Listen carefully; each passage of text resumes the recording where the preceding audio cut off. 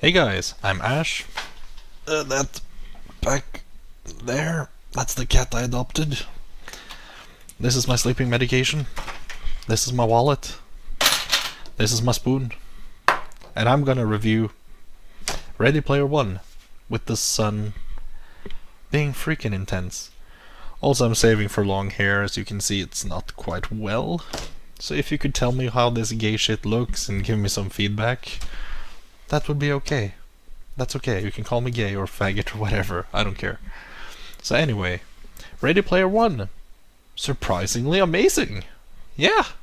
Like, I'm like, okay, so these are the movies in the theater. And my friend group of like 25 people were like, hey, let's watch a movie on that day.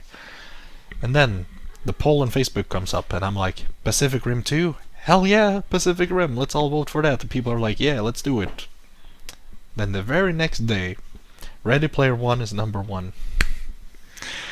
And the only thing I've seen of it is like 5 seconds of the ad on YouTube. I'm just skipping. I'm like, oh, this looks gimmicky, I don't care. But you know what? I'm so happy that Ready Player One actually won the poll, because the movie is so good and amazing and it's so beautiful that I wanted to cry sometimes during the movie. I wanted to. I didn't. I wanted to, though. It was so beautiful I wanted to cry. Because truly, it's just one hell of a movie. One amazing movie with the best music, the best sound effects, the best graphics. And I basically can't say anything wrong about the movie, you know. But you see, if I was to say anything negative about the movie, I would say I noticed less than 3 negative things while watching the movie. So that's pretty good. And I guess there are more negative things about the movie than I first realized, because after thinking about the movie and the plot and the characters and such, I can find more mistakes, but there are no mistakes that I want to tell you, like if you haven't seen the movie, because I don't want to spoil it. And I also don't think the mistakes that I'm leaving out are important. I don't think they're that big mistakes. They don't matter. It's nitpicky, basically.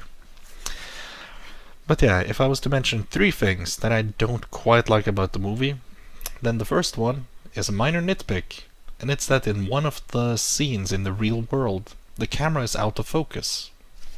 Why? Why are the only 2 people in the whole scene blurry? Why are they not clear? Like, that's one thing. That's one gripe, and that's the worst thing about the whole movie. The fact that the camera was not in focus for one scene. And you know what? The more I look at this divide, the more gay I think it looks. Oh my god, fuck. I need a new haircut next week. I've also been sick for a few weeks. But yeah, what's the second bad thing? Well, the second and third, they are kinda the same, and it's something that happens in almost every single Hollywood movie ever. And I really hate it. I really hate how that's a common thing in movies. So, what's the mistake? Well, it's a character basically going out of character or doing something that doesn't make sense. They do something that is inconsistent with their own personality. And the main character does it, makes a whooping big mistake, but you know it furthers the plot, gets it along. And the movie has a main villain, and he does the same thing. He does something that is clearly against his goal, so that the plot can be furthered that way. And this is not really a gripe about Ready Player One itself, but more like a general thing for Hollywood. Like, could you make consistent characters that aren't dumb randomly at random points in time? I think that would be nice, you know. It would be pretty nice if people couldn't just betray their own character and stuff. That would be nice. If they could just be consistently smart or average, you know. But anyway, like, let's see, we have story, we have plot, we have characters, and I would say how the story unfolds, how the movie is going, is really well done. Like, it's beautifully crafted, looks nice, all the music really, really fits, and everybody loved it. Not to mention the comedy is there. Like, I would call this adventure, fantasy, sci-fi comedy. the comedy is not a big aspect, but it's big enough to actually call it a comedy movie, I think. At least I think so, maybe you don't. But it has funny scenes, and they really, really help. And it's just, it's so good when the comedy actually hits. And all the references and all the Easter eggs. Mwah, molto bene. Need some water here. But yeah, I really like how the story unfolds. Like, it changes tempo, it changes tone a few times, but it doesn't actually have a tonal problem. Like, even Disney movies have tonal problems. But this didn't. This fit its tones very, very well. They bounced off each other and it worked. As for what the plot is, I would say there are two different plots. They're kind of like parallel lines in math. You know, lines that follow each other but never meet. Except that they do meet. They go towards a certain point and something interesting happens. And then they never meet again, of course. So I guess they're, not parallel lines, but the type of line that actually crosses. Whatever that's called. I haven't had math in years, so I don't know. But it's pretty interesting to see that it has two different plot lines that progress at the same time, and you also get to see both of them from two different perspectives. And it works. It's interesting. It's something you can't really predict, and I love it. I mean, at no point in the movie did I actually guess what would happen next. And I tend to do that. I tend to guess, okay, what are they gonna do? What's he gonna do? She, blah blah blah. I didn't do that. And that's freaking great. Next I want to mention the opening of the movie, like how the movie starts out. How it introduces itself. 10 out of 10, just great introduction, introduced characters, introduced the world, maybe some plot. And it basically let you know what kind of movie it should be too. It put you in the right mood for the movie, so you know in the intro if you're gonna like it or not. Flippin' beautiful. Unlike my hair. But yeah. So, the characters. I love them. Like, really. All the main characters are just so well written. And they avoided doing a mistake, which a lot of other movies do. For instance, Treasure Planet, one of the best cartoon movies of all time. It made a mistake with one of its core characters. It's kinda sad, really, because it introduced this quirky, annoying robot really late in the movie. And characters like that should be present kind of from earlier on, but due to how the plot worked in that movie, he needed to be introduced late. So you end up with this dilemma to rewrite the story so it's completely different, or have this character who's a bit weird and comes in too late. You can't really win that battle, I suppose, but they avoided doing that. They introduced all the characters really early on, even if they didn't actually info dump. That's the thing, that's something Yuri on Ice did wrong. I haven't seen that, but from the review I saw of it, it introduces characters early on and tells you everything about them as soon as they appear, interrupting the plot, interrupting the story, interrupting the setting, interrupting the tone, to be like, hey, this is that guy, that's his favorite color, his favorite sport, his favorite car, blah blah blah. And that's really bad. But in Ready Player One, it's like, hey, this is that guy's name, that's what it looks like. That's her name, that's what she looks like, that's him and what he looks like. Just done. Which in 2 minutes you know everybody, and you have no idea what the fuck they're about. You just know their names and what they look like. Excellent. Because that leaves an impression in our mind. We get to work with that subconsciously, I suppose, for a while. And then, after a while, they become more important, and we learn more about them, and they get fleshed out, and it feels natural, and it flows well. It's just really well written and executed and all of that, unlike my haircut. Gotta keep mentioning that.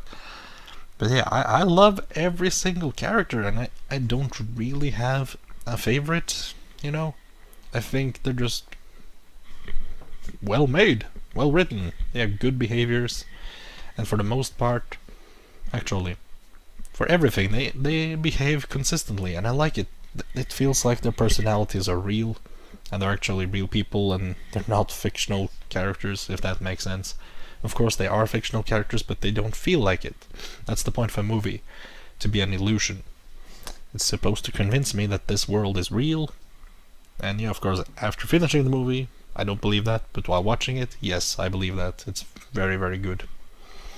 God damn, I'm annoyed. I need to go to the hairdresser, please. Oh. But yeah, there are more characters than just the main cast and just the main good guys, because we also have the bad guys. The bad guy looks like Superman. I freaking love it. I like all the villains.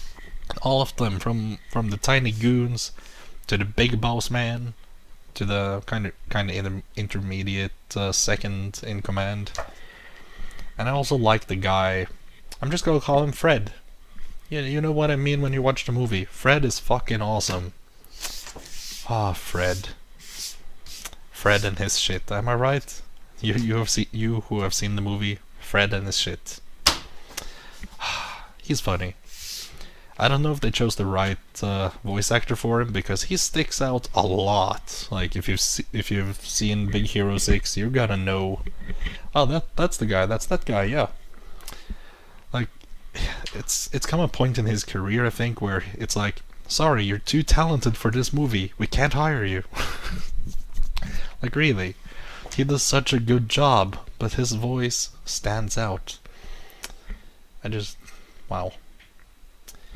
But yeah, I think this movie is a beautiful tribute to gaming. Kick-ass music, kick-ass visuals. It's a good time overall. And I guess if you're good at puzzles or mysteries, or you like stuff like that and you're not into gaming, then you could actually enjoy the movie, because the plot isn't difficult to understand. But you know, I've been gaming since kindergarten, so maybe there are a few things in there which I just automatically understood, and maybe other people will not understand those automatically. I don't know. I really don't know, but for me, I understood everything. There was no problem. And let's see, what did I want to say? What did I want to say? God damn it. I'll drink on it.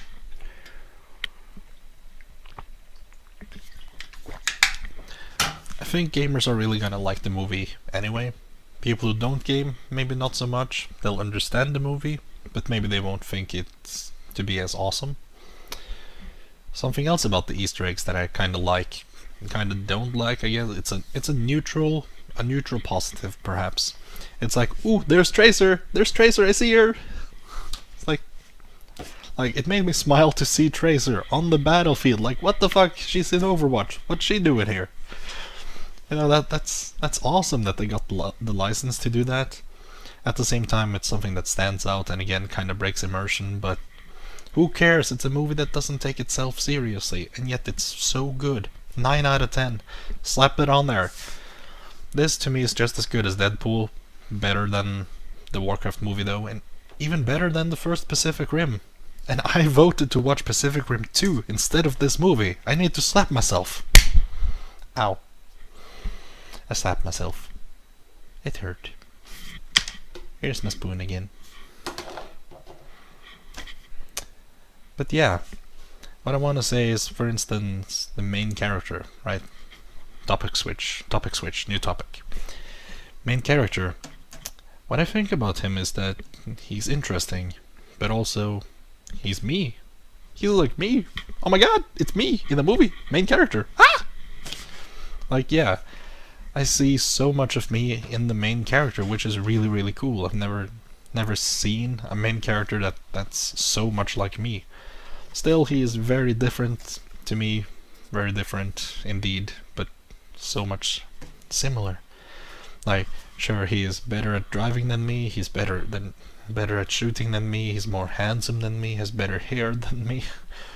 God damn it, better jawline than me. Yeah, he's just better. Oh, so sad, man. But we both just don't give up. We're both good at games. We both love games. We just live in games. It's freaking awesome. And we both fall in love really easily, although I think he falls a little bit harder than I do. It's like, yeah, I know within just a few minutes if if I'm in love or not. It seems like he's the same, yeah. It's kind of funny to see a guy who falls in love as fast as I do. That's funny. That's actually funny. But of course, I'm way past my prime. My prime was 10 years ago when I was 14. And he seems to be in his prime still, and he's gonna be in his prime until he's 30. That's what I think. And he does go through a small amount of character development, I think. Like, there's a big event which I would expect to affect him more, but it doesn't really. It just makes him realize the right decision to do, and he keeps his same personality, just going on a different path. So it doesn't feel that different. You could imagine basically if he's a train just changing tracks. Like, there you go, it's still the same train, it's still the same character, same person. He didn't really change, he just went a different direction. That's kind of the best way I can analogy it on the top of my mind. But yeah, it's a good movie. Absolutely. And I don't want to spoil anything. So, yeah. I hope I didn't look too much like a faggot in this video. So anyway, I'll go make sure I get that haircut next week. After my medical appointments. I'll make sure to fix this gremlin. Okay. Hope you enjoyed the review. Hope it was helpful in any way, shape or form, or at least entertaining. Here's my spoon. And yeah. See you next time. Bye. Kitty? Wait. Why am I still recording? God damn it, I got stuck in real life. Shit.